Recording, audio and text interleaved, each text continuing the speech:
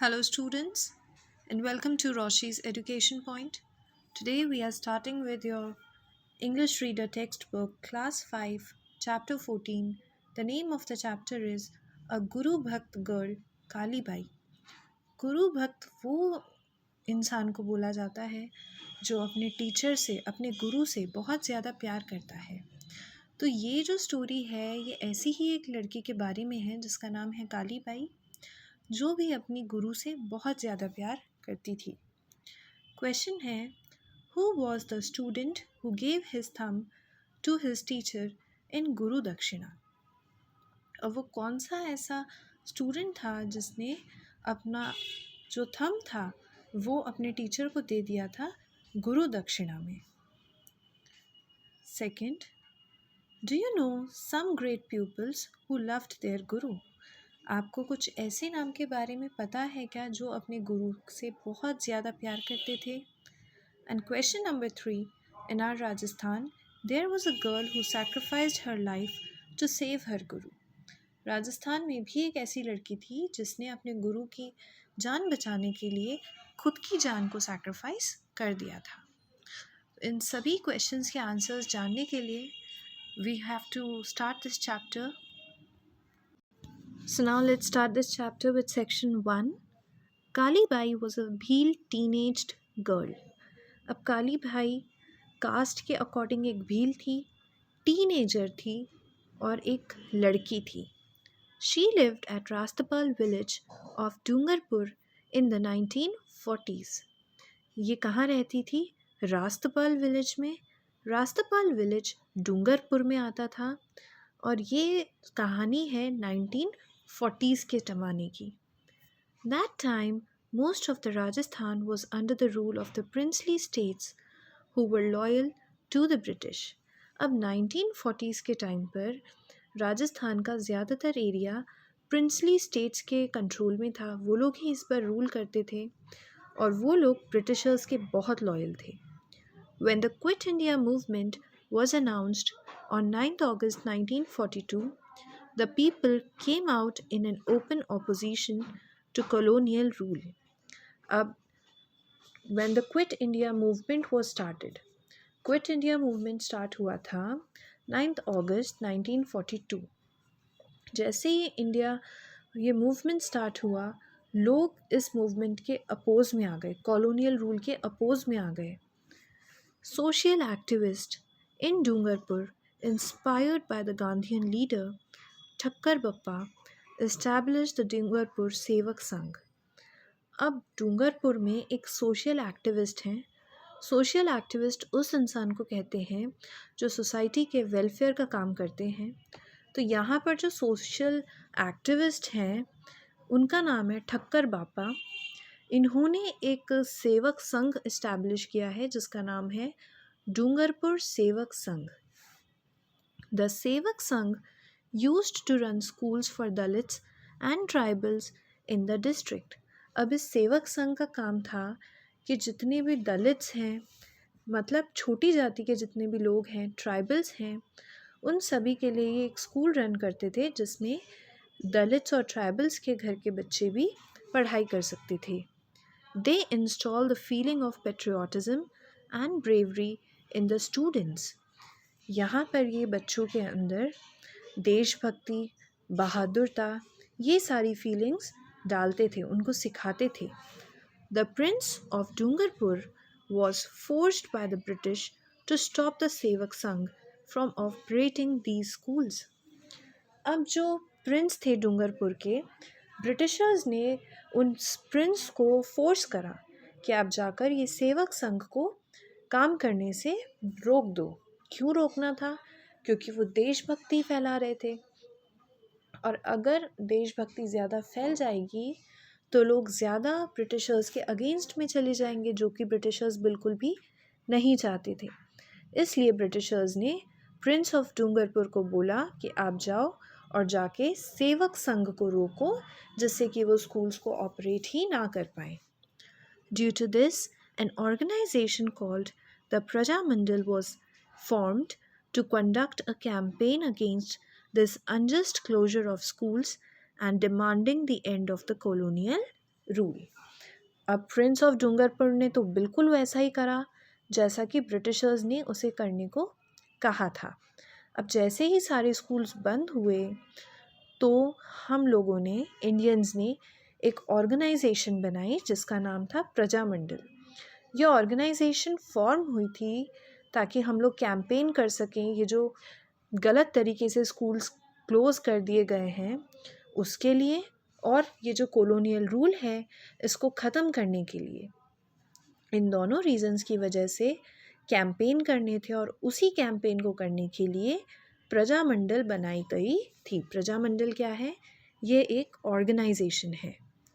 The Prince took a cruel action of beating the workers of the Prajamandal and sending them to jail.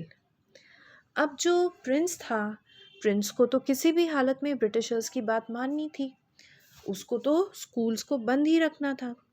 तो उसने क्या करा कि उसने ऑर्डर भिजवा दिया कि सारे वर्कर्स को, जितने भी लोग प्रजामंडल के लिए काम कर रहे हैं, आप सबको मार सकते हो। मारना मतलब जान से नहीं मारना है, सिर्फ मारकर और जेल में डालने का काम करना है। This intensified people's protest. अब जैसे ही लोगों ने देखा कि सबको जेल में डालते जा रहे हैं और उनकी जो प्रजामंडल फॉर्म हुई है वो प्रॉपर काम ही नहीं कर पा रहे हैं, क्योंकि जैसे वो काम करने जाते हैं कोई ना कोई उन्हें मारकर वापस से जेल में डाल देता है, तो लोगों का गुस्सा और ज़्यादा बढ़ गया। लोग और ज़्यादा प्रोटेस्ट करने लगे इस बात पर। Now part 2 of this chapter. On 19 June 1947, the state police went to Rastapal village to close the school which was running in the house of Nana Bhai Kant. अब ये जो हमारे प्रजामंडल के लोग थे ये हार मानने वालों में से नहीं थे, तो इन्हीं प्रजामंडल में से एक इंसान है नाना भाई कांत। नाना भाई कांत ने सोचा कि अगर स्कूल बंद हो गए तो क्या, मैं अपने घर में बच्चों को पढ़ाऊँगा। और नाना भाई कांत ने अपने घर में ही बच्चों को पढ़ाना शुरू कर दिया। उन्होंने घर में ही स्कूल को ओपन करा और बच्चों को वहीं पढ़ाने लगे। इसकी खबर पुलिस को लग गई, तो 19 जून 1947 को जो हमारी स्टेट की पुलिस है वो गई रास्तपाल विलेज के अंदर। क्यों गई? ताकि वो इस स्कूल को भी बंद करवा दे। Nana Bhai strongly refused to close the school. अब नाना भाई बिल्कुल अड़ गए कि नहीं, मैं ये स्कूल को क्लोज नहीं होने दूंगा। The angry policeman then severely beat up Nana Bhai. अब जो पुलिसमैन थे उनको बहुत गुस्सा आया कि ऐसे कोई भी उनको मना कैसे कर सकता है कि नहीं मैं स्कूल बंद नहीं करूँगा। तो वो इतने गुस्से में थे कि उन्होंने नाना भाई कांत को बहुत पीटा। ही फेल अनकॉन्शियस। अनकॉन्शियस का मतलब बेहोश हो जाना। तो नाना भाई कांत को पुलिस वालों ने इतना मारा कि वो बेहोश हो गए। They took him away with them to put him into jail. अब जैसे वो बेहोश हो गए तो पुलिस वालों ने नाना भाई कांत को उठाया और वो अपने साथ ले जाने लगे। क्यों? ताकि वो ले जाकर उसको जेल में बंद कर सके। However, Nana Bhai died of his injuries on the way even before the police could reach their camp. अब नाना भाई को इतनी चोट लग गई थी कि जब तक पुलिस वाले उसे कैंप तक लेकर जाते, जेल में डालते, वो अपनी इंजरीज की वजह से रास्ते में ही मर गए। After this, the police beat up another teacher named Senghbai Bhil, who had continued to teach the children despite the death of नाना भाई। अब नाना भाई की तो डेथ हो गई, लेकिन उन्हीं की यहाँ पर एक और टीचर थी सेंगबाई भील। उन्होंने स्कूल को बंद नहीं होने दिया, उन्होंने पढ़ाई को कंटिन्यू रखा, उन्होंने सारे बच्चों को पढ़ाया और नाना भाई की डेथ होने के बावजूद भी वो नहीं डरी और उन्होंने फिर भी पढ़ाया। इसको देखकर पुलिस वाले फिर से आए और उन्होंने सेंगबाई भील को बहुत मारा। After beating सेंगबाई, the police tied him to their truck. अब पुलिस वालों को इस बार इतना गुस्सा आ रहा था तो उन्होंने सेंगबाई को पहले तो मारा और उसके बाद उन्हें रस्सियों से पुलिस की ट्रक के पीछे बांध दिया। They took him away, dragging on the road. अब वो उसे खींच कर ले जाने लगे। रास्ते में उनको रस्सियों से बांधकर उनकी पुलिस ट्रक के पीछे बांध दिया। उसको ट्रक में भी नहीं बिठाया और रोड पर घिसते हुए उसको ले जाने लगे। A student of the school named Kalibai was unable to bear this. अब उन्हीं की क्लास की एक छोटी सी बच्ची थी कालीबाई, जो हमने चैप्टर की स्टार्टिंग में भी देखा था कि वो एक टीनेज्ड गर्ल ही थी। तो वो ये सब नहीं देख पाई। She ran towards the truck with a sickle to cut the rope and free Sengbai. उसने एक सिकल लिया। सिकल वैसे तो फील्ड के अंदर क्रॉप्स को काटने के लिए काम में आता है, तो इन्होंने सिकल लिया कालीबाई ने, और सेंगबाई जिस रस्सी से बंधे हुए थे उस रस्सी को काटने के लिए उस ट्रक के पीछे चली गई। The police warned her not to run after the vehicle, but she did not listen to him. अब पुलिस वालों ने इसको वार्न भी करा कि पुलिस की गाड़ी के पीछे मत भागो, लेकिन इसने पुलिस वालों की बिल्कुल भी नहीं सुनी और अपने टीचर को बचाने के लिए भागती रही। She reached her teacher and cut the rope with a single stroke of the sickle. ये भागते भागते टीचर के पास पहुंची और एक बार में इसने उस सिकल की मदद से रस्सी को काट दिया। This made the police angry, and as she bent down to free Sengbai, they shot her in the back. अब जैसे ही कालीबाई नीचे झुकी ताकि वो सेंगबाई को उस रस्सी से फ्री कर सके, पुलिस वालों को इतना गुस्सा आ रहा था कि उन्होंने इसके ऊपर गोलियां चला दी, इसकी पीठ पर। Kalibai fell down on the ground unconscious and died. अब एक छोटी सी लड़की पर जब आप गोलियां चलाओगे तो वो बेहोश हो गई वहीं गिरकर, और फिर उसकी डेथ हो गई, वो मर गई उसी जगह पर। Now part 3 of this chapter. This cruel and unjust murder of a girl student of the school for trying to save her teacher made the Bheels very angry. अब कालीबाई को जिस तरीके से मारा गया था, गलत तरीके से मारा गया था, एक छोटी सी बच्ची को, जिसकी गलती क्या थी, वो अपने टीचर को सेव कर रही थी, अपने टीचर को प्रोटेक्ट कर रही थी। इस वजह से जितने भी भील्स थे वो सब बहुत गुस्से में आ गए। They assembled from the surrounding villages.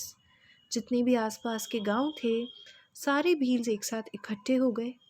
A massive 12,000 people, fully armed with bows, arrows, swords, and their traditional drums, gathered in the town. 12,000 लोगों की भीड़, वो भी तीर और स्वॉर्ड्स, तलवारें, ड्रम्स, इन सब के साथ टाउन के बीच में इकट्ठे हो गई। The prince was forced to release the leaders of the Prajamandal from jail. और जो प्रिंस था डूंगरपुर का, उसके ऊपर इतना प्रेशर आ गया, इतनी भीड़ को देखकर वो इतना डर गया कि उसको जो लीडर्स को अरेस्ट करा था उसने प्रजामंडल के, उन सभी लीडर्स को उसे आज़ाद करना पड़ा, रिलीज़ करना पड़ा। The people of the village constructed a statue of the brave 13-year-old girl Kalibai इन रास्तपाल। अब रास्तपाल विलेज में कालीबाई का अभी एक पुतला भी है, एक स्टैच्यू भी है। वो सिर्फ 13 साल की बच्ची थी एंड 13 इयर्स ऑफ एज में उस बच्ची ने इतना बहादुरी का काम किया था, अपनी टीचर को प्रोटेक्ट किया था, और इसी वजह से विलेजर्स ने मिलकर वहाँ पर रास्तपाल विलेज में कालीबाई का एक स्टैच्यू बनवा दिया। So this was all about your chapter. I hope you understood. For the question and answers of this chapter, the link is provided in the description box. Just click on the link and you will get the answers of each and every question of this chapter. If you're having any doubts, you can write me in the comment section below. If you want to contact me, the email address is also provided in the description box. Thank you so much.